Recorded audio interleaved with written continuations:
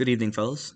This is Market Maven, and I'm here to talk about a concept that is very frequently ignored by a lot of traders, and is often underlooked by educators who don't talk about it. So I think it's important that I bring it forward.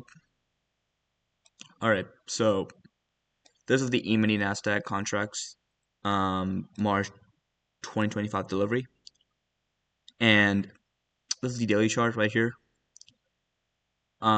These Fibonacci's that are marked right here, these are opening range gaps.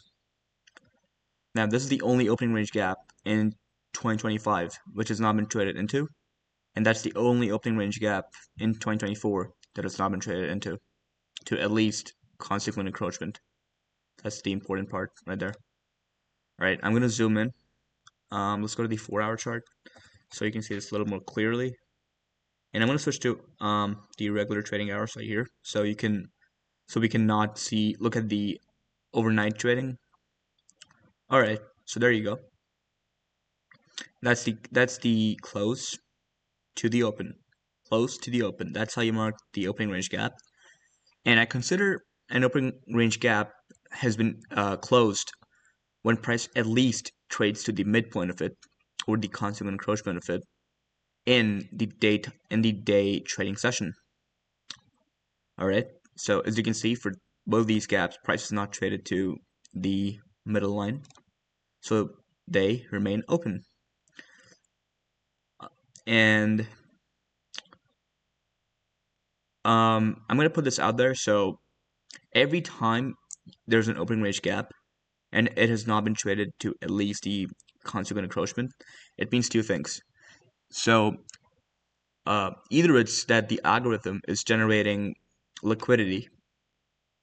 So maybe it's trending like this, so it can reverse here and go clear all those stops out.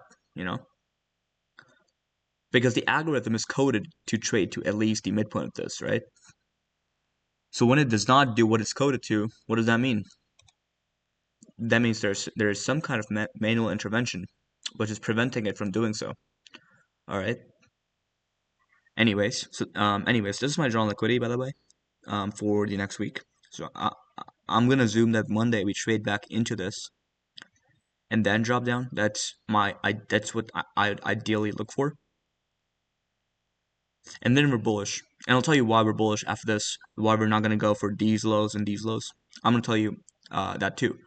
But first off, I want to highlight that this is the only opening range gap in the entirety of 2024 that has not been traded to at least consequent encroachment.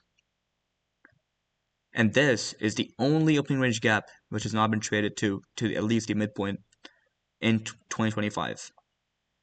Now, there's one more opening range gap. There's one more that has not been traded to. And this formed in November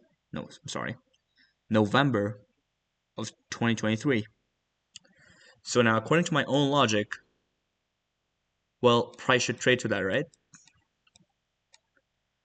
I don't believe so, and I'll tell you why.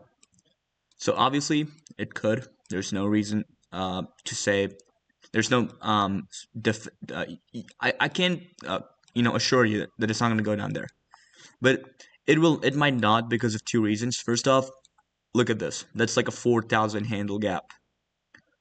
I don't think the market makers are gonna let price fall down to that level just to fill that gap up, And secondly, notice how that's the only gap that was. I'm sorry. Notice how that was formed in 2023. So maybe there's something in the algorithm that says that if the gap was formed last year, you don't care about it. Okay, and all these opening range gaps everywhere, they've been filled to at least consequent encroachment. Okay, at some point in time. So I don't believe we're gonna go down to that, but I think it's something that's interesting to me.